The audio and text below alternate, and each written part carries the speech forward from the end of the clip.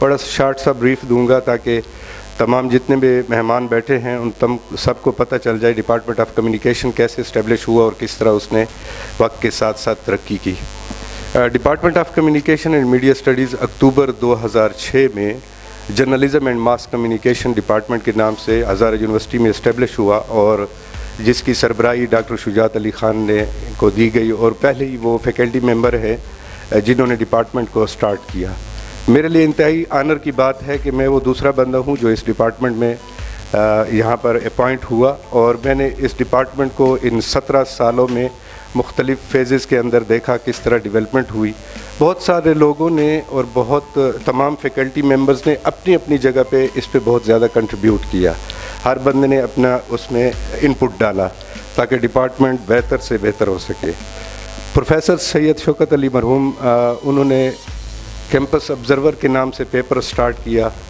اور وہ ماشاءاللہ سے اب تک چل رہا ہے، اور اس کی آج لیب کا بھی افتتاح ہو گیا ہے۔ اس کے ساتھ ساتھ کیمپس ریڈیو FM 98.6 جو کہ 2010 میں جس کی پراپر ٹرانسمیشن سٹارٹ ہوئی، اور وہ یہاں پر اس بلڈنگ میں بنایا گیا، تو ہمارا تمام ڈپارٹمنٹ اولڈ بلڈنگ سے یہاں شفٹ ہو گیا۔ 2 گھنٹے کی ٹرانسمیشن اردو اور ہند کو سے کی جاتی ہے یہاں پر ڈپارٹمنٹ میں،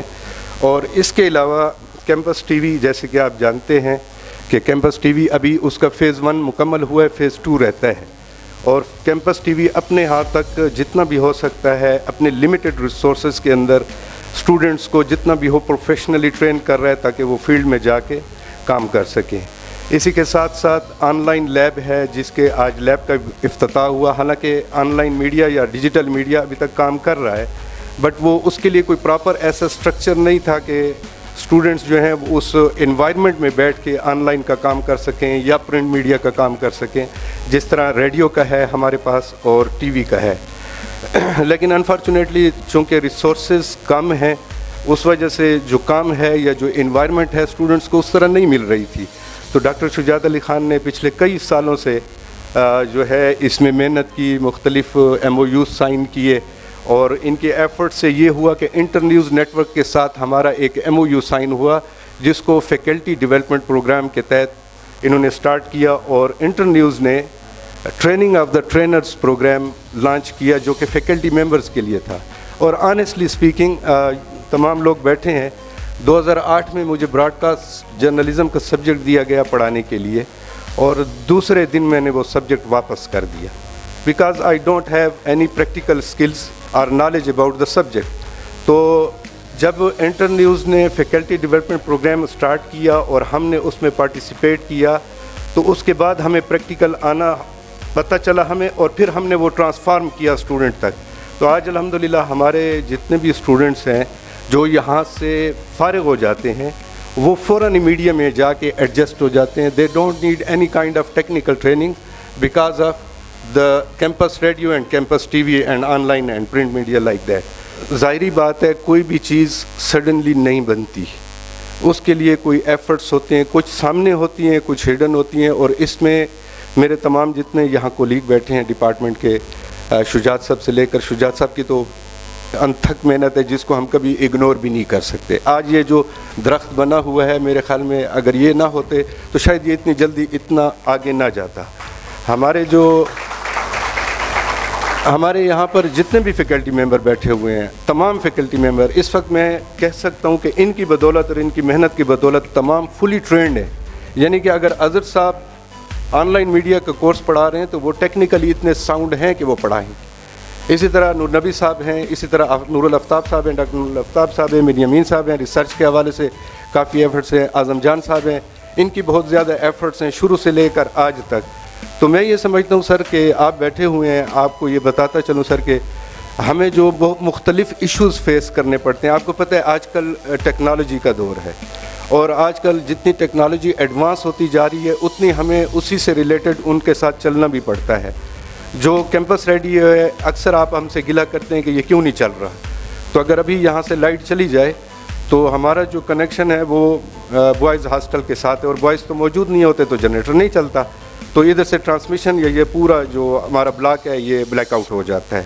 اس کے علاوہ سر ہمارے پاس یہاں پر ایک